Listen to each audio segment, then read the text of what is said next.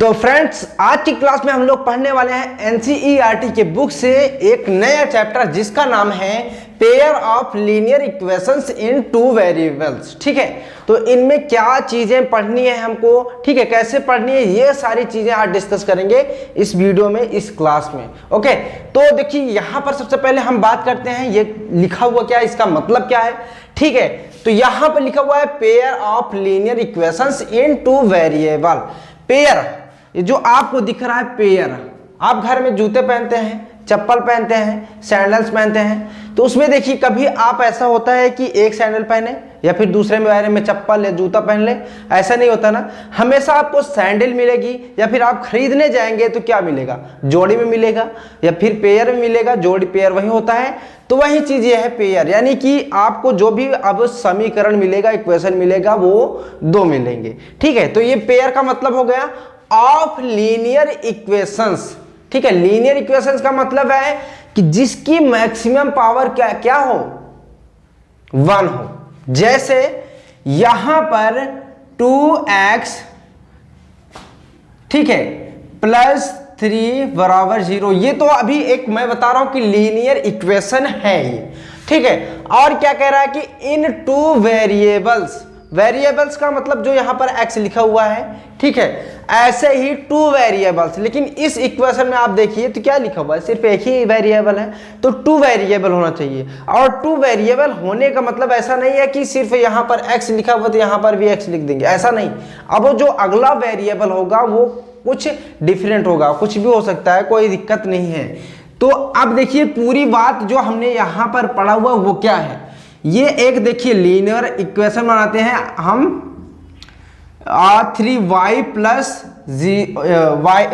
Equal to 0, और एक और इक्वेशन लिखेंगे हम 5x plus 6y is equal to 0। ये मतलब अपने मन से लिखा हुआ हूं, जो इसमें बताया गया है वही चीज हमने यहाँ पर लिखा हुआ, बस एग्जांपल हमने अपने मन से लिया है। तो देखिए इसमें क्या कहा था कि पेयर ऑफ, तो पेयर मतलब कि दो जोड़ी होनी चाहिए, तो यहाँ पर जोड़ा हुआ है। ठीक है, और कह रहा है कि लीनियर इक्वेशंस, तो लीनियर इक्वेशन है भाई देखो किसी में भी पावर मैक्सिमम 1 ही है, उससे ज्यादा नहीं है। और कह रहा है कि इन टू वेरिएबल्स, तो टू वेरिएबल्स एक्स वाई दोनों में है, तो ये कंडीशन है। ये सारी चीजें हमको देखनी है इस क्लास में, और इसको सॉल्व करने के कई सारे मेथड हैं, तो उन सारे मेथड से हम इसको सॉल्व करेंगे अलग अलग क्लासेस में। ठीक है, अब थोड़ा सा हम बात करते हैं, आपके माइंड में एक क्वेश्चन आना चाहिए कि सर अच्छा ये बताइए कि यही अभी आपने पिछला जो चैप्टर पढ़ाया था वहां पर इसको आप पॉलिनोमियल बोल रहे थे, बट आज के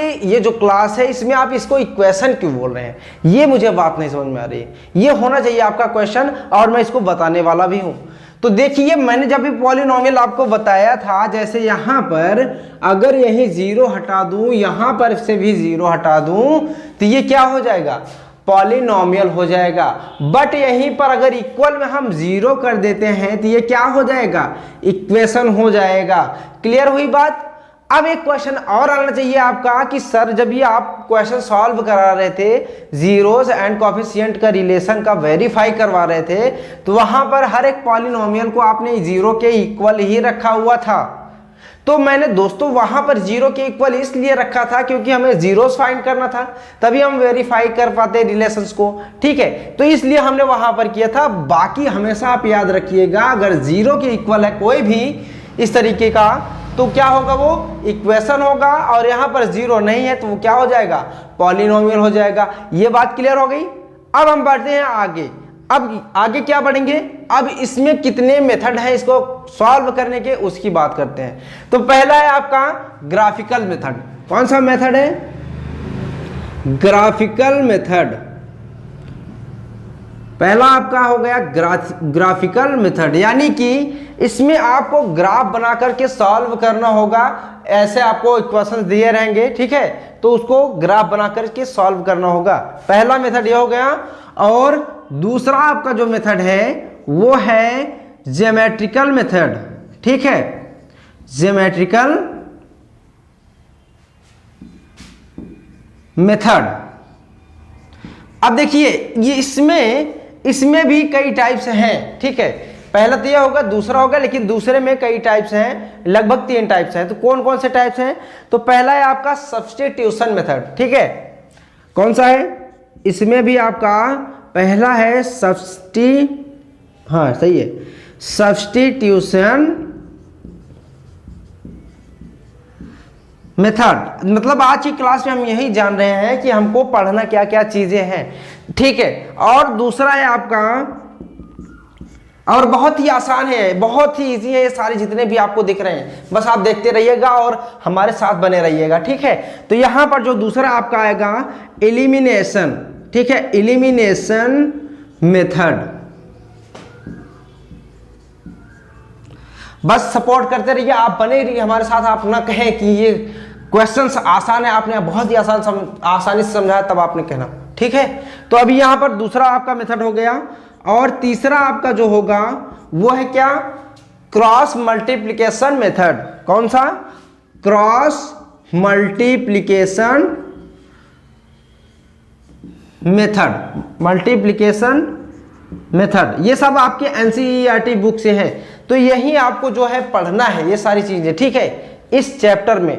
और बहुत ही बढ़िया तरीके से, बहुत ही आसान तरीके से आपको समझाऊंगा, ये ध्यान रखना, ठीक है। अभी इसके पहले पॉलिनोमियल वाला चैप्टर कंप्लीट हुआ है, तो वहां पर देखो मैंने बताया भी था कि इसके बाद चैप्टर कोई भी एंड होता है तो उसके बाद आपको एक नोट्स प्रोवाइड कराई जाएगी, जिसमें कि पिछले 5-6 सालों में जो मैक्सिमम बार क्वेश्चन पूछे गए हैं और जो एग्जाम में आने की संभावनाएं हैं उनको आपको प्रोवाइड कराया जाएगा, साथ ही साथ उसका सॉल्यूशन भी उसी में रहेगा। और ऐसे ही ये भी अगर एंड होता है तो इसके बाद भी जितने भी चैप्टर्स हैं आपको ऐसे ही मिलेंगे, ठीक है। वो भी मिलेगा आपको जल्द ही, पॉलिनोमियल वाला थोड़ा सा उस पर काम चल रहा है, ठीक है। तो आपको अभी आते हैं इस पर क्लास पर, तो आपको यही सारी चीजें पढ़नी है। और एक चीज हमेशा याद रखना मेरे भाई, कि आपको प्रैक्टिस, मैथ एक ऐसी चीज है कि ना आपको प्रैक्टिस जितनी भी करेंगे, फार्मूले जो होते हैं ना लर्न करने की कोई जरूरत नहीं है, प्रैक्टिस करते रहो, प्रैक्टिस करते रहो, फार्मूले खुद ही लर्न हो जाएंगे। मैंने हमेशा ऐसे ही करा हुआ है, कभी फार्मूलों को नहीं याद किया, सिर्फ क्या किया, प्रैक्टिस किया। कोई भी क्वेश्चन कर रहा हूं तो हमें फार्मूले की जरूरत पड़ेगी जब, तो क्या करेंगे हम, जितनी बार उसको पलट कर देखेंगे, जितनी बार पलट कर देखेंगे, क्या होगा, वो हमारे दिमाग में आता ही जाएगा और वो आराम से बहुत ही बढ़िया से आपके दिमाग में बन जाएगा, क्योंकि हमने उसको लर्न नहीं बल्कि उसको प्रैक्टिस कर डाला है। बात समझ में आई? अच्छा, इसकी मैं एक स्टोरी बताता हूं, ठीक है। एक बार एक बॉलर था, सचिन तेंदुलकर को आप जानते हैं, तो वो बॉलर सचिन तेंदुलकर को बॉलिंग कर रहा था, और अचानक ही एक बार ऐसा हुआ कि उसने सचिन तेंदुलकर को बोल्ड मार दिया। अभी उस बॉलर का नाम नहीं याद है, बट उसने क्या किया, सचिन तेंदुलकर को बोल्ड मार दिया। बोल्ड मारने का समझ रहे, सचिन तेंदुलकर को भी कितनी बड़ी अचीवमेंट थी, कितनी बड़ी खुशी थी उसके लिए, ठीक है। तो वो बहुत ही ज्यादा खुशी हुआ। सचिन तेंदुलकर तो भाई आउट हो गए, तो वो चले गए, और ऐसा हुआ कि उसने जब एंड हुआ, सभी खेल खत्म हुआ, तो उसके बाद वो एक बॉल लेकर गया जिससे वो सचिन तेंदुलकर को आउट किया था, बोल्ड किया था। तो उसने कहा कि सर, मैंने आपको जिस बॉल से बोल्ड किया है उस पर मैं आपके सिग्नेचर चाहता हूं, ठीक है। तो सचिन तेंदुलकर ने उस पर लिखा क्या, उस बॉल पर, कि ये दिन अब तुम्हारे लिए कभी नहीं दोबारा आएगा, यानी कि अब तुम मुझे कभी भी दोबारा आउट ही नहीं कर सकते, ये मैं तुमको चैलेंज देता हूं, ठीक है। ये सोचो कितनी बड़ी कमिटमेंट थी, यानी कि ऐसा समझो अगर आपसे ये कह दिया जाए कि आपकी क्लास 10th की बुक है और आपसे कोई क्वेश्चन पूछा, ठीक है, तो आपने उसका जवाब नहीं दे दिया, और अगले ही पल आप ये कह दो कि आप इस चैप्टर से अब कोई भी क्वेश्चन पूछेंगे कभी भी, तो आप ये समझ लीजिएगा कि कोई भी ऐसा क्वेश्चन नहीं होगा जो कि आपको सॉल्व न मिले। ऐसा कब होगा, जब आप प्रैक्टिस करेंगे। सचिन तेंदुलकर ने जब ये लिखा तो इतनी उन्होंने प्रैक्टिस करी होगी, इतनी प्रैक्टिस करी होगी, और मैं आपको बता दूं कि इसके बाद जो उन्होंने लिखा हुआ था उसकी बॉल पर कि अब तुम दोबारा मुझे कभी आउट नहीं कर सकते, कभी भी, कम से कम 34 से 35 बार वो दोनों आमने सामने आए, लेकिन कभी भी वो सचिन तेंदुलकर को आउट नहीं कर सका। रीजन उसका क्या है, उन्होंने उसके पीछे प्रैक्टिस करी होगी डेडिकेशन से।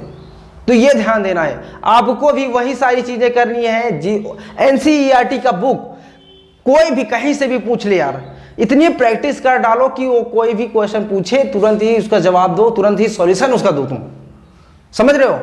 तो ये चीज होनी चाहिए आपकी क्लास 10 की। अगर मैथ आप सॉल्व कर रहे हैं, कोई भी सब्जेक्ट हो, ऐसा ही होना चाहिए। तो आज की क्लास में हमको यही देखना था कि हमको इस चैप्टर में पढ़ना क्या है, ठीक है। कोई भी प्रॉब्लम होती है उसकी जिम्मेदारी मेरी है यार। मैं सारी चीजें आपकी एकदम बढ़िया से सॉल्व कराऊंगा, हर एक चीज जो भी कमी लगती है कि हाँ ये सारी चीजें सर ये नहीं समझ में आ रहा, ये प्रॉब्लम है, ये डाउट्स है, सारी आप कमेंट सेक्शन भेजिए, उसका रिप्लाई मैं जल्द से जल्द करूंगा। जितना भी बढ़िया सा सोल्यूशन हो सके मैं करूंगा। ये ध्यान देना, बस आपको क्या करना है, मेहनत से भाई पढ़ाई करना है तुमको, ठीक है। तो बस अगर अभी तक तुमने चैनल को सब्सक्राइब नहीं किया तो चैनल को सब्सक्राइब कर लो, साथ ही साथ बेल आइकन को प्रेस कर लेना, ठीक है। और दोस्त जितने भी उसके साथ शेयर जरूर करना, ठीक है ना मेरे दोस्त। तो अब हम मिलेंगे बच्चों नेक्स्ट वीडियो में। अब हम ये ग्राफिकल मेथड से सॉल्व करेंगे, कैसे होगा वो सारी चीजें हम पढ़ेंगे, उसके बाद धीरे धीरे आगे बढ़ते चलेंगे, ठीक है ना। तो चलो बच्चों आज के क्लास में इतना ही, फिर मिलेंगे नेक्स्ट वीडियो में नेक्स्ट क्लास में। तब तक के लिए bye bye and take care.